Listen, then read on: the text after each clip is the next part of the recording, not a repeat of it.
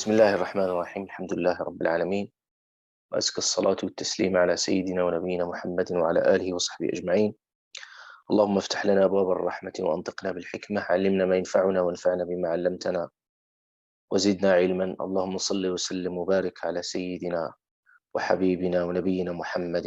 اللهم صل عليه في الأولين والآخرين صلاة تنجينا بها من جميع الأهوال والآفات وتقضي بها لنا جميع الحاجات وترفعنا بها على الدرجات.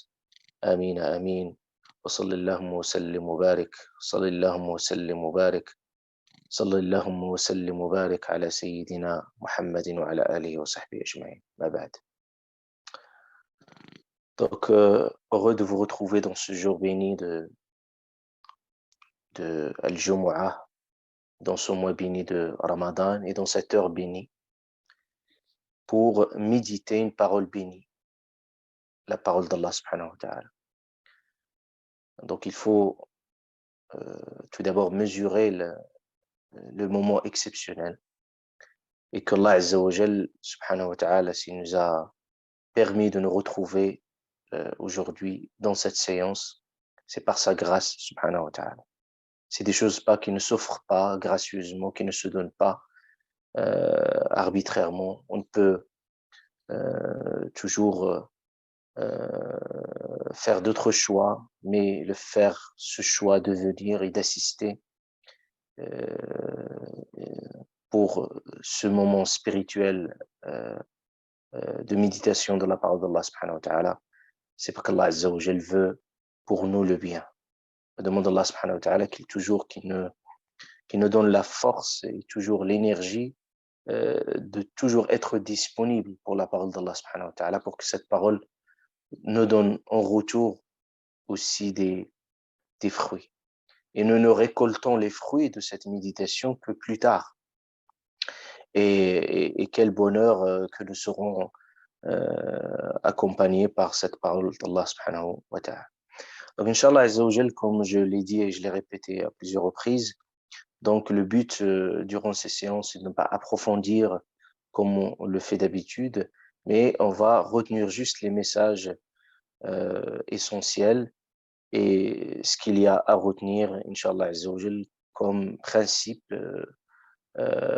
éthique pour cette sourate qui est sourate al-Hujurat.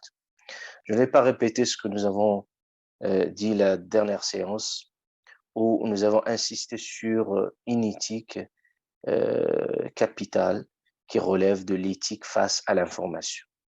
Et nous avons suffisamment abordé ce sujet-là. Aujourd'hui, Inch'Allah Azza wa Jal, on va continuer avec les versets qui vont suivre. Et vous voyez à chaque fois qu'Allah subhanahu wa ta'ala appelle les croyants, appelle cette communauté des croyants, Ya ayyuhalladhina amanu. Et ces messages percutent la conscience. Et ici, Allah subhanahu wa ta'ala, il dit وَاعْلَمُوا أَنَّ فِيكُمْ رَسُولَ اللَّهِ. Il dit, et sachez que le messager d'Allah est parmi vous. Certes, ce message s'adresse particulièrement aux compagnons, parce que le prophète alayhi salatu wassalam était parmi eux, mais ça n'empêche que ce verset coranique s'étend aussi et s'adresse à toute époque, parce que le prophète alayhi salatu wassalam, même s'il n'est pas présent physiquement avec nous, mais il est présent avec sa science, présent avec ses enseignements et présent également avec son esprit, sallallahu alayhi wa sallam. Donc ici, sachez, wa'alamu, Allah subhanahu wa ta'ala introduit ce discours avec sachez, vous le voyez toujours, plusieurs passages dans le Coran al-Karim qui commencent par i'lamu. I'lamu, c'est comme une forme d'avertissement. I'lamu, c'est comme un panneau d'avertissement qui nous signale que le message qui serait délivré est très important. Donc, il faut y prêter attention. Donc, Allah Azza wa Jalla, il dit i'lam wa'lam anna fikum rasulallah. Sachez que le messager d'Allah est parmi vous. C'est que Allah Azza wa Jalla, subhanahu wa ta'ala, voulait faire prendre conscience aux compagnons de la valeur précieuse qu'ils ont d'être en compagnie du prophète sallallahu alayhi wa sallam. Vous ne pouvez pas imaginer cette chance inouïe qui n'a pas d'égal, le fait de voir le prophète alayhi salatu salam au quotidien, le fait de le fréquenter, de lui parler, de le consulter, de le fréquenter est un pur bonheur. Donc le prophète alayhi salatu salam, il était là pour eux et disponible. Et le prophète alayhi salatu salam était un guide suprême, le bien-aimé d'Allah Azza wa Jal, cet être exceptionnel à leur côté, c'est un cadeau exceptionnel. Allah subhanahu wa ta'ala, ici, il veut faire prendre conscience aux compagnons cette importance. C'est que le prophète alayhi salatu salam, sa présence avec eux illumine leur vie, il éclaire leur chemin, et que c'est un cadeau de la part d'Allah subhanahu wa ta'ala. C'est pour ça le prophète alayhi salatu salam, il dit Innama ana rahmatul muhdah. Il a dit je suis une miséricorde, mais muhdah, offerte. C'est comme un cadeau qu'Allah subhanahu wa ta'ala a offert. Nous n'avons pas cette chance de voir le prophète alayhi salatu salam. Mais nos cœurs, ils sont tellement attachés au prophète sallallahu alayhi wa sallam, c'est comme il vit parmi nous. C'est-à-dire l'amour du prophète alayhi salatu salam, qui est l'une des conditions de la foi, ne s'éteint jamais. Le prophète alayhi salatu salam, il est présent avec nous par ses enseignements, par ses sagesses, par sa biographie. La preuve de cette présence spirituelle de notre prophète bien-aimé sallallahu alayhi wa sallam, c'est que nous disons lors du tashahhud, qu'est-ce qu'on dit? Assalamu alayka ayyuhan nabi wa rahmatullahi wa barakatuh. Nous disons le salam au messager de Dieu. Salamu alayka ayyuhan nabi, au messager de Dieu. Donc on peut se dire comment on peut faire le salam et saluer le prophète alayhi salatu salam en pleine prière s'il n'est pas parmi nous, c'est-à-dire présent spirituellement. Sans compter cette prière et la salutation sur le prophète alayhi salatu salam qu'on est censé faire. Et d'ailleurs, on est dans le jour du vendredi où le prophète alayhi salatu salam dit vos salutations arrivent jusqu'au chez moi. Le prophète alayhi salatu salam. Donc, cette présence et ce lien avec le prophète alayhi salatu salam, il est bien présent. Donc, ce verset coranique aussi, il essaie de replacer le prophète alayhi salatu salam, comment il doit être bien placé dans notre vie. Parce qu'il s'agit d'un témoignage fort, c'est un témoignage de foi. C'est-à-dire quand vous dites Ashhadu anna Muhammad Rasulullah, quand vous dites Ashhadu, je témoigne, le premier témoignage de l'unicité de Dieu, et le deuxième témoignage qui est si fort et si symbolique, c'est le témoignage que Muhammad est le messager d'Allah subhanahu wa ta'ala. Donc, nous demandons à Allah subhanahu wa ta'ala qu'il ne prive pas de côtoyer, de fréquenter notre bien-aimé sallallahu alayhi wa sallam, même si nous étions privés dans cette vie d'ici-bas, mais nous avons, Inch'Allah subhanahu wa ta'ala, toujours l'espoir de le voir et de le fréquenter et de lui parler, sallallahu alayhi wa sallam, le jour du jugement. Et vous voyez que Sahaba, ridwanullahi alayhim, en fait, il reflétait cet amour au prophète alayhi salatu salam, et qui n'ont bien compris la symbolique et l'importance du prophète alayhi salatu salam. Vous voyez par exemple un bédouin qui venait chez le prophète alayhi salatu salam, il dit « Ya Rasulallah », il a dit au messager de Dieu, il y a des personnes qui ont atteint des rangs spirituels très supérieurs. Et nous sommes incapables d'atteindre ce niveau. Et il y a les risques de ne pas voir ces personnes le jour du jugement, parce qu'ils sont tellement dans un niveau supérieur au paradis que nous n'avons plus l'accès à ces personnes.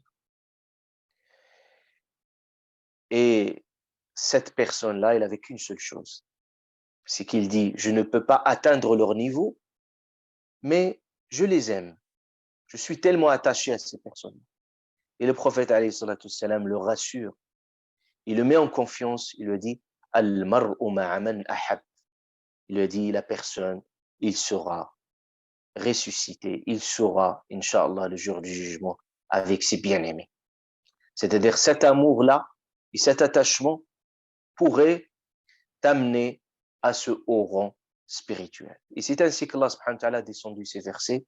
Il dit وَمَنْ يُطِعِ اللَّهَ وَالرَّسُولَ, celui qui obéit à Allah et au messager de Dieu, il sera parmi les gens qu'Allah il a comblés par ses bienfaits.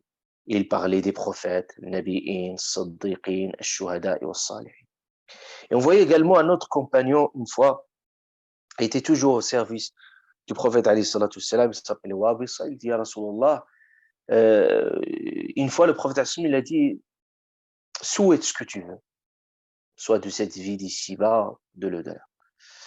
Et puis cette personne, il a dit au prophète ya Rasulallah, donne-moi un délai. Regardez ce compagnon, il disait que c'est-à-dire c'est une opportunité où le prophète alayhi salatu wassalam, il dit exprime tes souhaits. Et c'est-à-dire certainement tous ses souhaits seront exaucés. Et puis la personne, il mesurait l'importance du moment qu'il a demandé au prophète alayhi salatu wassalam de lui donner un temps, un délai pour pouvoir réfléchir et penser. Qu'est-ce qu'il pourrait exprimer comme souhait. Et ce compagnon, il disait, j'ai trop réfléchi. Je me suis dit, qu'est-ce que je demande? Je demande des choses de cette vie d'ici-bas. Je pourrais souhaiter plein de choses, des rêves que j'ai. Il a dit, au bout d'un moment, j'ai regardé la vie. Tout ce que je pourrais souhaiter, cette vie, il est éphémère. Un jour pourrait disparaître. Donc, il me restait une seule chose de ma conscience. C'est que je me disais, là, je vois le prophète, alayhi salatu wassalam. Je le côtoie, je le fréquente. Mais une fois que le prophète, alayhi salatu wassalam, va rejoindre son Seigneur, personne ne pourrait me garantir ce bonheur de le voir également dans l'au-delà. Et c'est ainsi qu'il a beaucoup réfléchi. Il est revenu vers le prophète, alayhi salatu wassalam, il a dit, « Ya Rasulallah, au messager de Dieu, je demande qu'une seule chose. » Il lui a dit, « Qu'est-ce que tu demandes ?» Il lui a dit, « Je demande de te côtoyer et d'être avec toi, à ton service, comme je l'ai aujourd'hui, je le serai le jour du jugement. » Et le prophète, alayhi salatu wassalam, lui dit, est-ce que tu ne pourrais pas peut-être demander autre chose? Il a dit, Allah, Rasulallah, je n'ai qu'une seule chose. Et le prophète, alayhi salatu wassalam, en même temps, et il ne veut pas lui garantir cela à 100%, mais en même temps, il veut l'engager, le responsabiliser.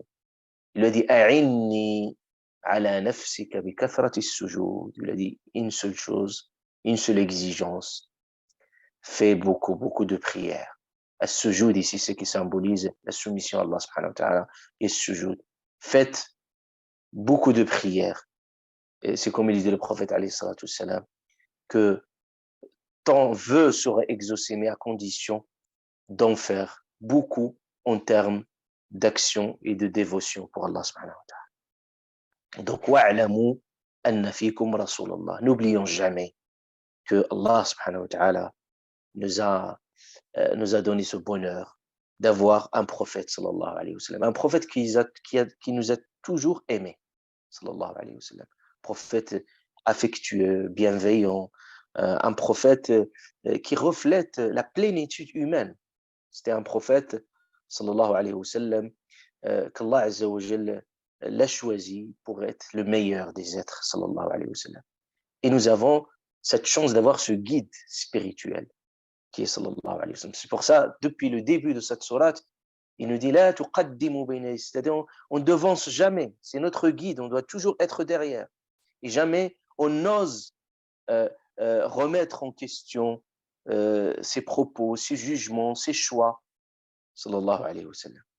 Donc, il nous a tellement aimés, sallallahu alayhi wa sallam, c'est qu'un jour, quand il faisait pratiquement ses adieux, parce que c'était la dernière année, alayhi salatu wassalam, où il va quitter ce monde-là.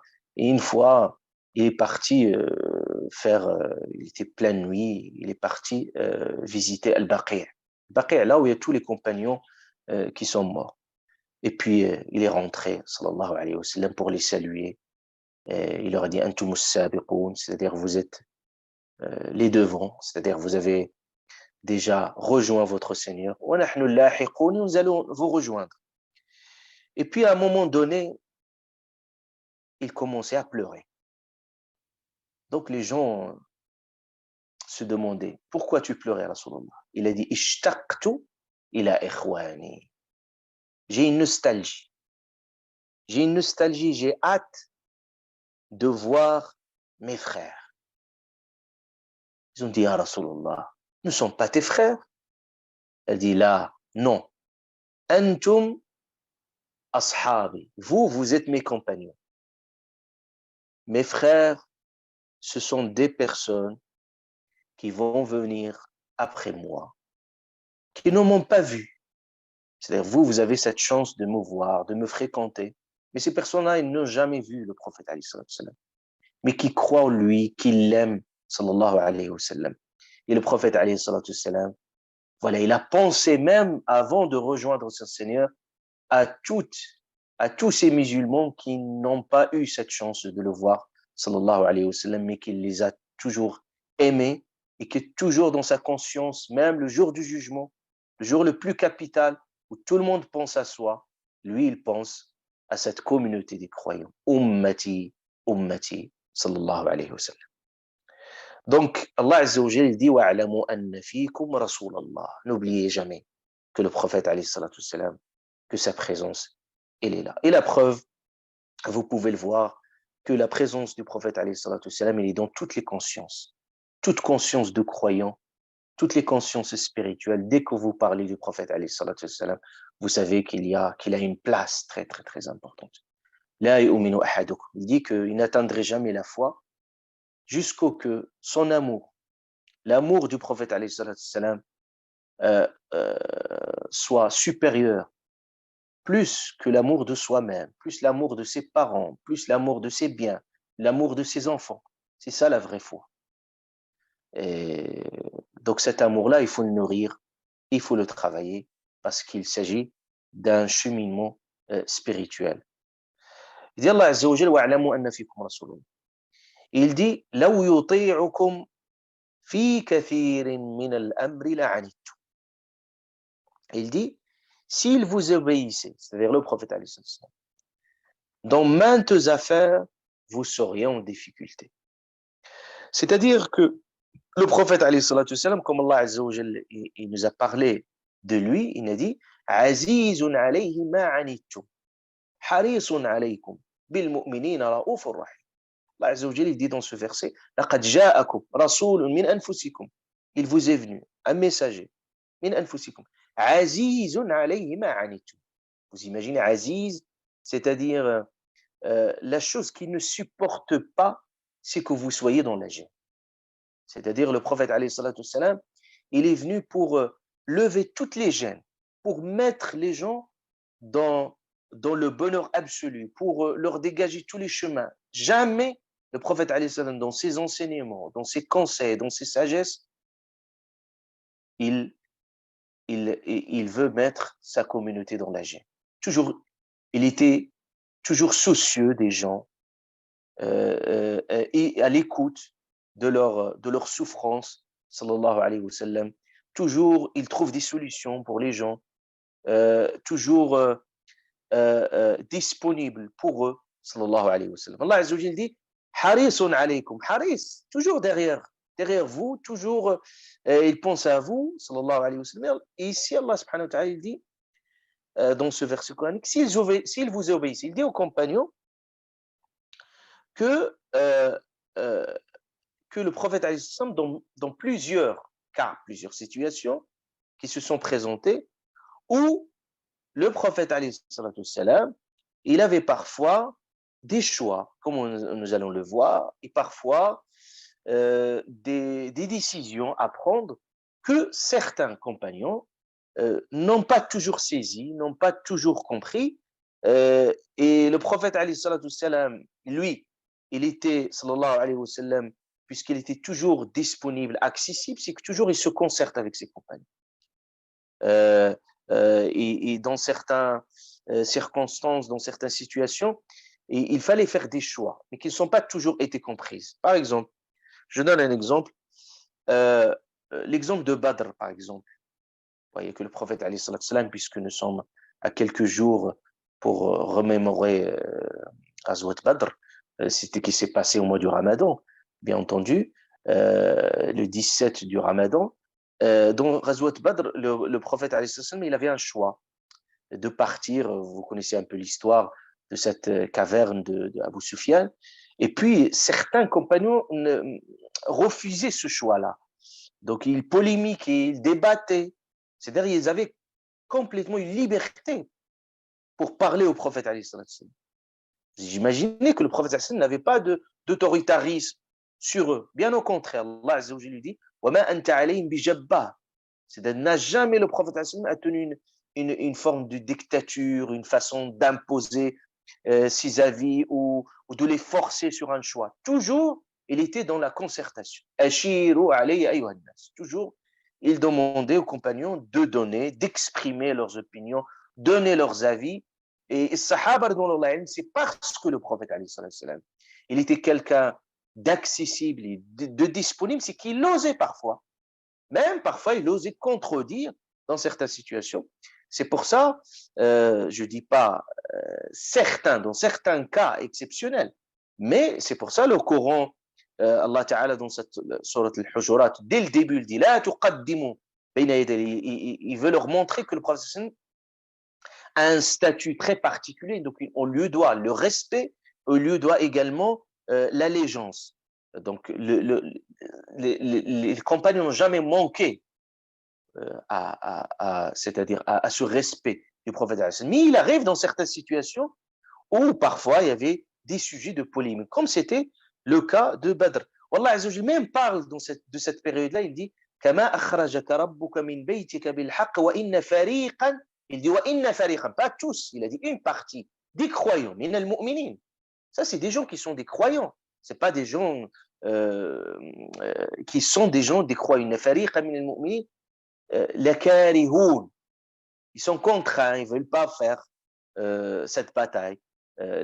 يجادلونك في الحق بعدما تبين كأنما يساقون إلى الموت وهم ينظرون.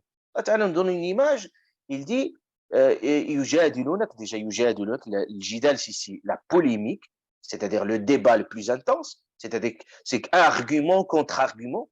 Donc imaginez le prophète il dit des choses et des gens qui avancent des contre-arguments. Et le prophète il était à leur écoute. بعدما تبين الحق, la vérité, il était éclaté. Tout est, c'est-à-dire tout est clair. Et pour autant, il y avait des gens qui débattaient. Il dit Allah Ta'ala كأنما يساقون, c'est comme on les traînait vers la mort. وهم ينظرون. Ça, c'était un cas. Il y avait un autre cas, par exemple, de l'Hudaybiyah. Vous connaissez que le prophète, quand il voulait conclure un pacte avec Quraysh, vous imaginez que tous les compagnons, ils sont arrivés pour faire leur Umrah. Et puis, vous voyez, le prophète a préféré conclure un pacte de paix avec la Mecque. Et c'était ce pacte-là, il y avait des clauses vraiment qui lésaient les musulmans, en grande partie. Ça veut dire qu'on peut dire, c'est pas un pacte à 100% juste, mais il y avait des choses que le prophète a préféré faire des concessions pour que le prophète trouve un moment de trêve pour pouvoir se reprendre et aussi il voulait absolument éviter la guerre à tout prix. Et puis il y avait des compagnons qui n'ont pas accepté ce pacte. Par exemple, Omar ibn Khattab radiallahu anhu, qui a refusé complètement. Et même dans le pacte, même dans l'écriture. Et par exemple, il disait, ce pacte-là, il est conclu entre, par exemple, le messager de Dieu, et ils ont refusé même d'écrire le messager de Dieu. Ils ont dit, écris Mohammed, nous, on ne reconnaît pas que tu es messager de Dieu. Les Sahaba n'ont pas accepté cela, et même dans certains clauses qui sont très injustes. Mais le prophète, alayhi salatu wassalam, il voyait plus loin. Regardez ce pacte qu'Allah Ta'ala l'a nommé même Al-Fath. C'est-à-dire, c'est que le prophète, il voyait dans ce pacte-là un moment de renaissance. D'ailleurs, que ce qui a été investi dans la transmission de l'islam dans cette période-là de trêve était plus important de ce qui a été investi par ailleurs. Donc le prophète avait bien raison. Mais à l'instant et le moment de prendre ce choix, certains compagnons ne voyaient pas encore plus loin. Donc le prophète, ils avaient un regard plus sage, plus perspicace, ils voyaient encore plus loin, même si dans la situation, on estime qu'on est lésé. Mais le prophète regarde tout ce qu'il peut gagner plus tard. Donc c'est pour ça, et puis le prophète, il leur a dit, bon, on ne va pas rentrer, on va conclure le pacte. Et puis, Sahaba, au point qu'ils ne veulent pas obéir. Et c'était difficile pour le prophète. Il voulait, parce que être désacralisé, c'est-à-dire dans le sens, il ne rentre pas dans la Umrah, donc il doit sortir de la Umrah. Et puis, il ne savait pas quoi faire. Jusqu'au qu'il va rentrer chez son épouse Salama. Il lui a dit, tu vois, je crains pour eux, les compagnons qui n'écoutaient pas. Je crains que quelque chose qui s'abat sur eux. Et puis, qu'est-ce que je peux faire? Et Salama, radiallahu anha, elle va lui donner un très bon conseil. Regardez, son épouse et ses épouses en général, qui étaient toujours à ses côtés pour le soutenir dans ces moments-là. Donc, Salama, radiallahu anha, il lui dit, Rasulullah, ne discute pas.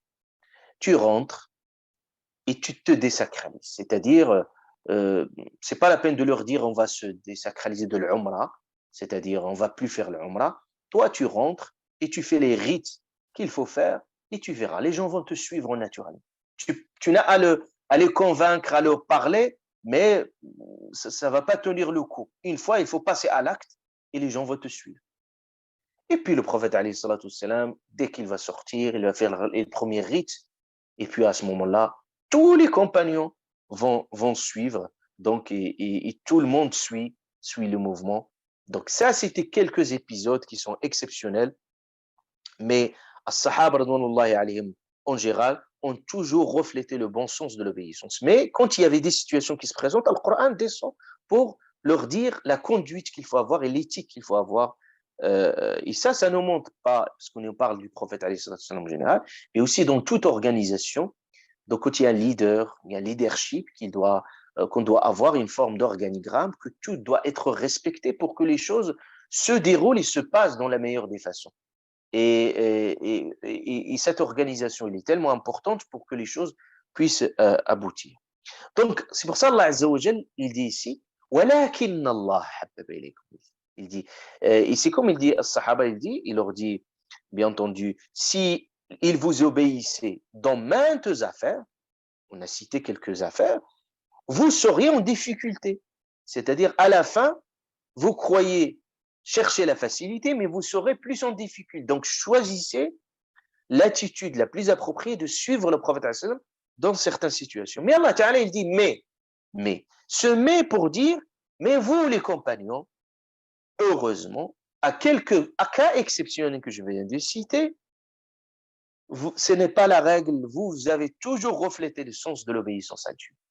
Et qu'est-ce qui fait que vous êtes toujours obéissant au prophète, alayhi salatu wassalam, et vous avez toujours reflété ce sens de l'allégeance à Allah et à son prophète? C'est cette foi.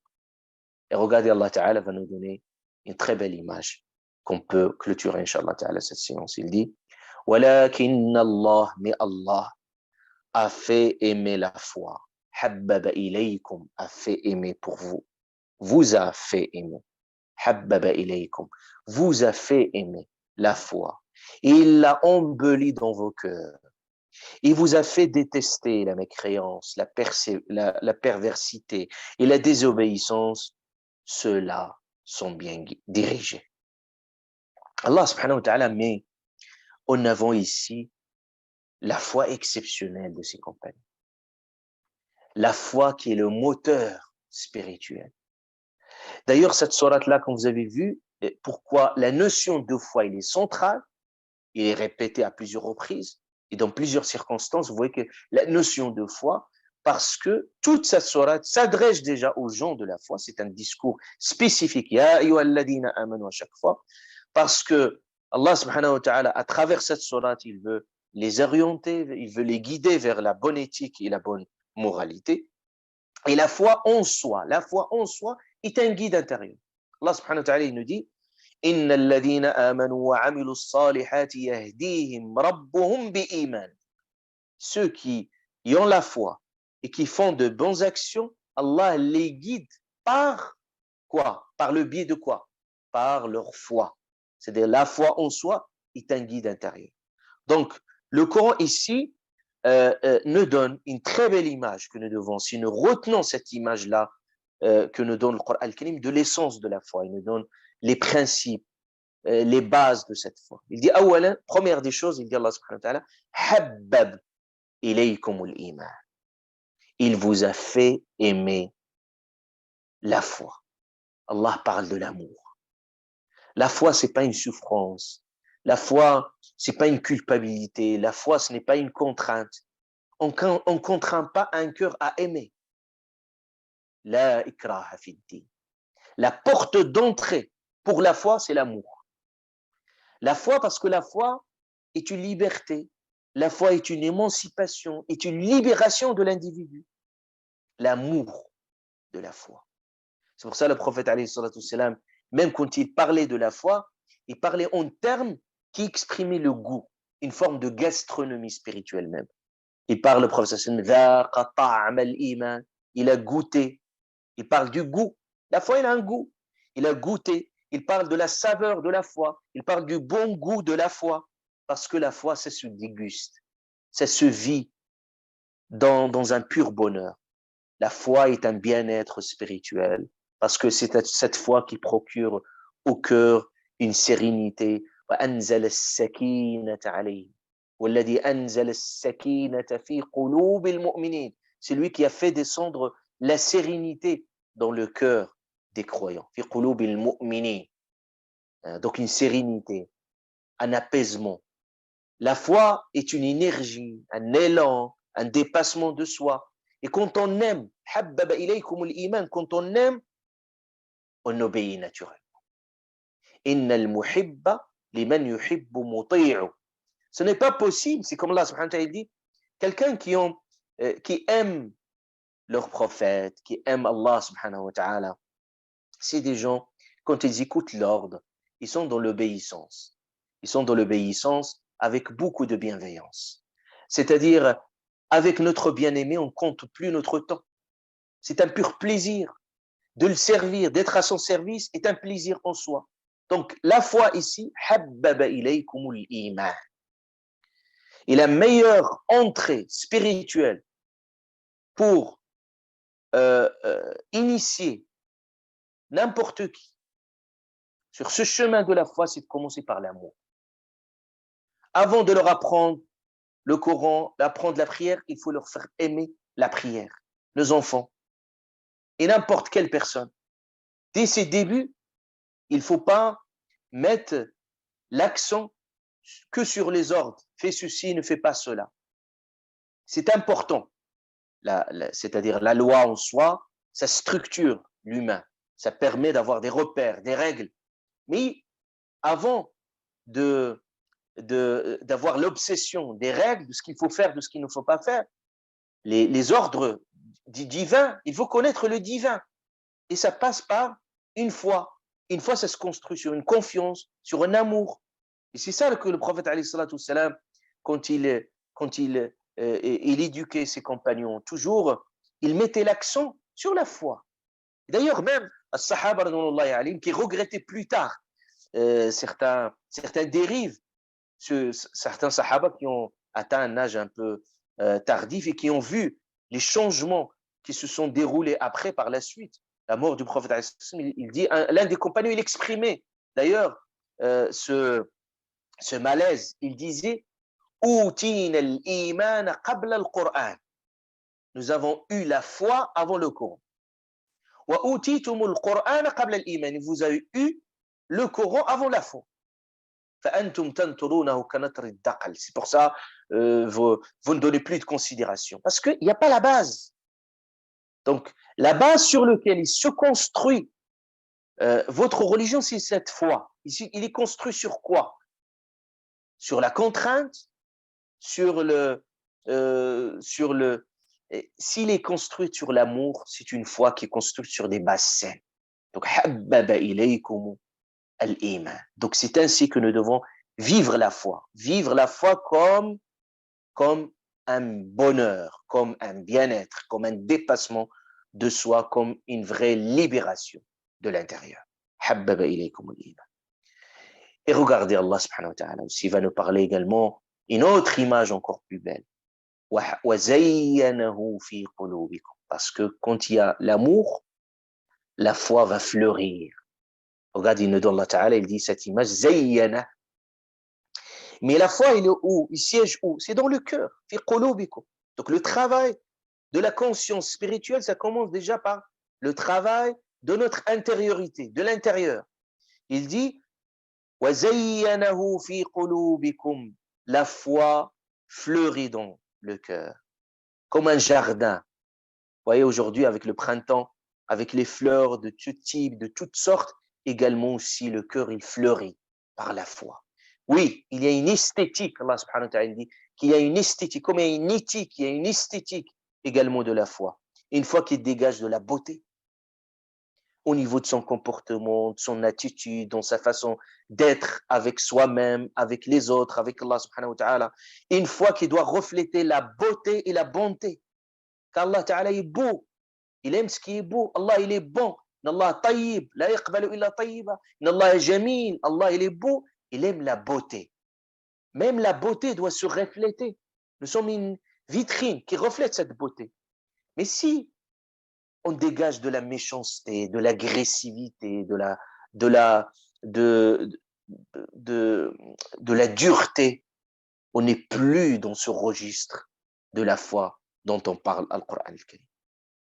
Et on dit Al-Ka'su idha fadat, idha imtala'at fadat. On dit un verre ne déborde que s'il est plein. Ça veut dire, si le vase de votre cœur est plein de foi, il va refléter certainement la douceur, l'affection, l'empathie. Une foi qui embellit le cœur, c'est une sensation. Vous sentez vraiment à l'intérieur de votre cœur, c'est comme il y a que votre cœur il fleurit.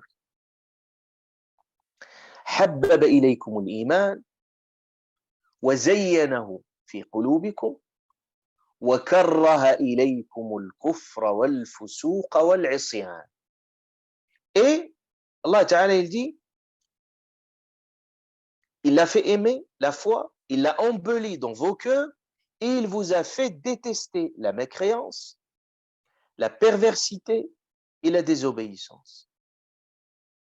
C'est comme Allah subhanahu wa ta'ala il nous dit à travers ce verset coranique.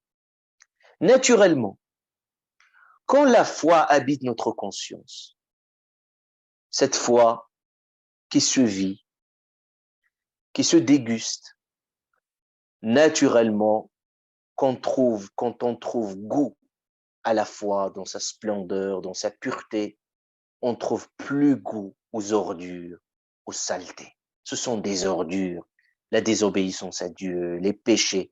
Naturellement, notre cœur développe une forme de rejet naturel.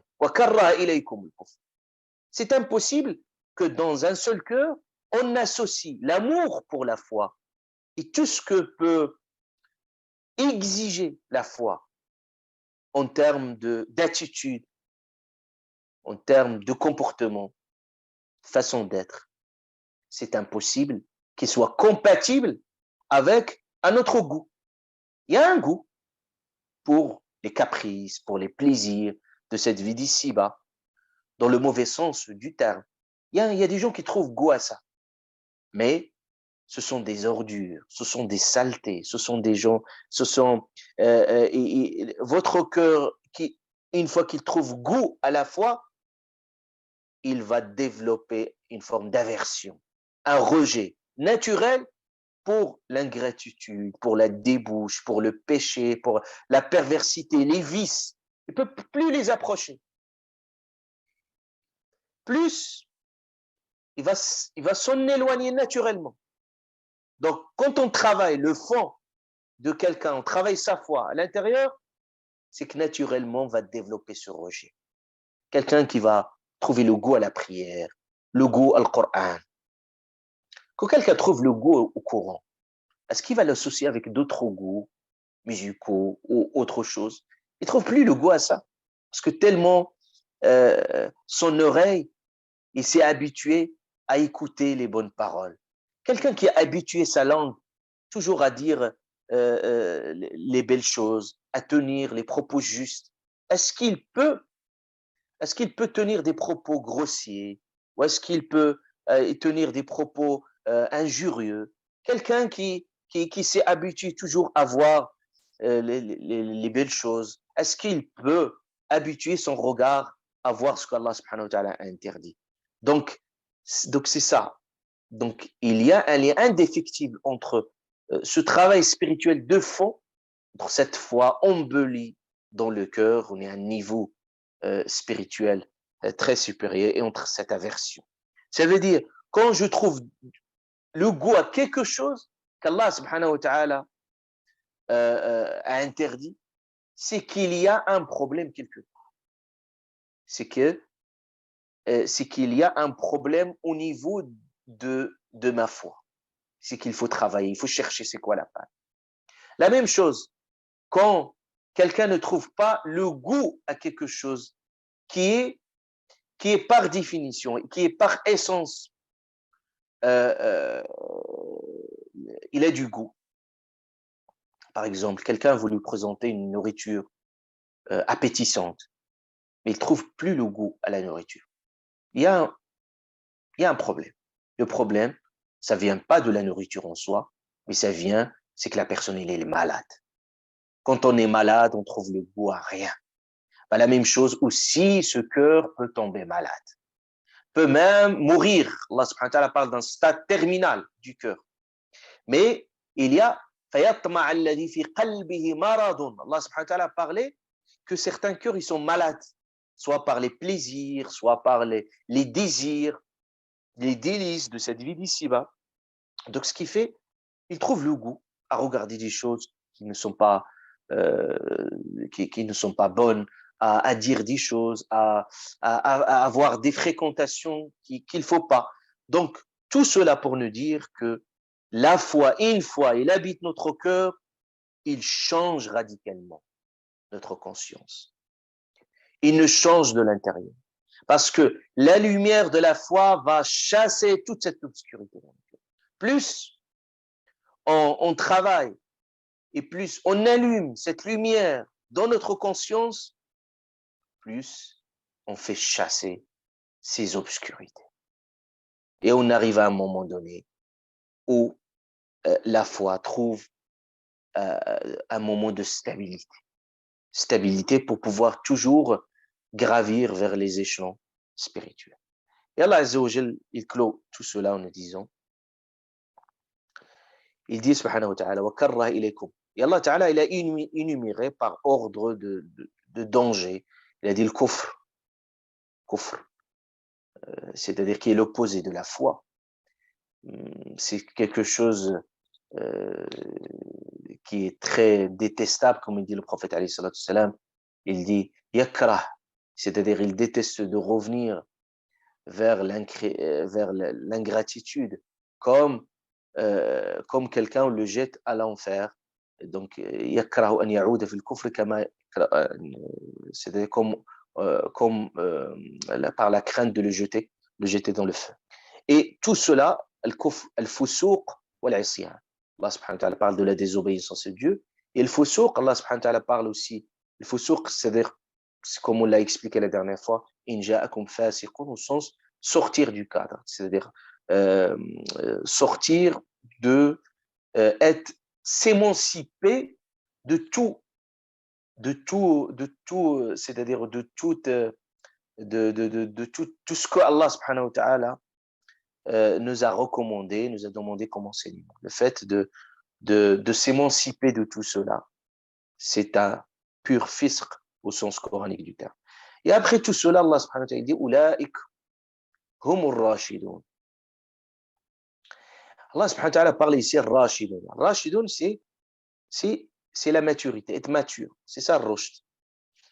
même si le sens il est plus profond en langue arabe, mais ça renvoie à la notion de rushd. Ici, Allah subhanahu wa ta'ala parle que ici, c'est une maturité spirituelle. C'est-à-dire que Allah ta'ala, il nous dit que la foi fait mûrir la conscience. C'est-à-dire, pourquoi ça fait mûrir la conscience? Parce que quand on a cette foi-là, on prend de la hauteur par rapport à tout. On n'est jamais, trompé. C'est-à-dire aujourd'hui, il y a toute forme de tromperie qui peuvent nous tromper euh, euh, par, par leur impression, première impression. Mais avec la foi, on a une autre lumière. Allah Ta'ala l'a appelé Furqan. C'est-à-dire c'est une forme de discernement. C'est une forme de lumière qu'Allah subhanahu wa ta'ala nous donne dans le cœur qui nous permet de voir les choses clairement et de prendre de la hauteur par rapport à certaines choses. C'est-à-dire, on n'est pas ligoté, on n'est pas enchaîné, on n'est pas asservi par quelque chose. Donc, on développe une forme de maturité. Mais cette maturité, ça vient de quoi? Ça vient de rushd. Il vient principalement, c'est que les gens sont bien guidés. Ils savent ce qu'ils doivent faire. Des choses qui trouvent bien leur chemin, ne sont pas perdus ou déboussolés ou désorientés. C'est pour ça, as-sahaba, le prophète a appelé surtout les quatre califes. Il a dit, il a dit, alaykum bi sunnati wa sunnati al-khulafa'i ar-rashidin al-mahdiyyin. Il les a qualifiés avec deux qualificatifs. Rashidin, ce sens de maturité ici, comme il est cité dans le verset coranique, Mahdiyin qui sont bien guidés. Bien guidés. Pourquoi rushd ici? C'est parce que la foi, ça procure une lucidité, une perspicacité, une sagesse, une transcendance, etc. Donc, ulaika humur rashidun. Mais Allah subhanahu wa ta'ala dit enfin, bon, il a parlé habbab, n'oublions pas, walakin Allah habbab, c'est lui qui a fait. Donc en fait, la foi, ce n'est pas par notre effort, un effort minime qu'on fait pour pouvoir montrer à Allah subhanahu wa ta'ala que nous avons une volonté de progresser. Mais au final, celui qui donne subhanahu wa ta'ala, celui qui nous guide subhanahu wa ta'ala, celui qui nous oriente, celui qui nous fait aimer la foi, c'est Allah azza wa jalla. N'oublions jamais que la foi, la foi, la foi, il a un habit. L'habit, c'est ça taqwa. Wa libas taqwa. Allah subhanahu wa ta'ala, le prophète il dit, ati nufusana taqwaha. Wallah accorde à notre nefs son taqwa. Cette obéissance à Allah azza wa jalla, cette conscience spirituelle qui va habiller notre conscience, c'est Allah qui l'accorde. C'est-à-dire, jamais il faut se mettre dans, c'est comme Allah subhanahu wa ta'ala ici, il est en train, à la fin, il dit, fadlan min Allahi wa ni'am. Il dit à la fin, dans ce verset, il dit, par grâce et bienfait d'Allah Ta'ala. Et là, en effet, une grâce d'Allah et un bienfait, et Allah est omniscient et sage.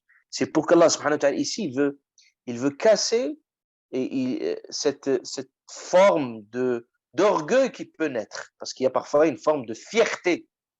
Au nom de din, quelqu'un qui se sent au nom de la foi, par exemple, il progresse au niveau de sa foi, ou à un moment donné, Shaitan, il peut le gonfler de l'intérieur pour lui dire, voilà, tu es quelqu'un de bien, tu es quelqu'un qui mérite, de méritant, etc. Et donc, Shaitan peut choisir cette porte d'entrée. Et parfois, il peut dénaturer cette foi.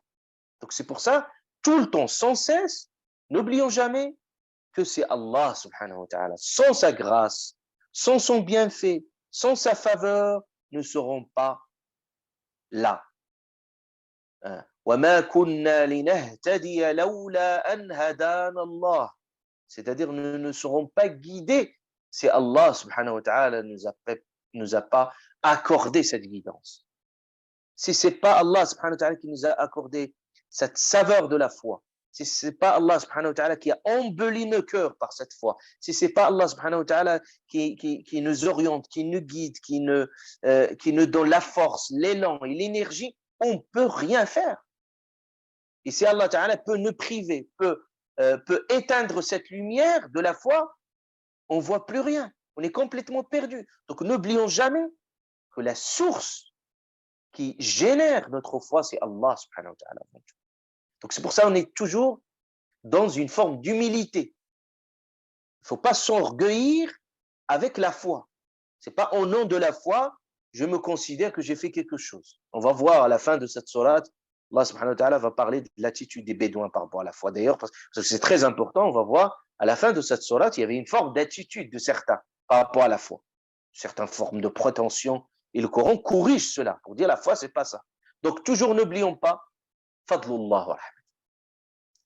Regardez Allah Azza wa Jalla, toujours dans le Coran al-Karim, systématiquement, il dit, Walawla fadlullahi alaykum wa rahmat. Si ce n'est la faveur de Dieu et sa miséricorde, ma zaka minkum min ahadin abadan. Personne d'entre vous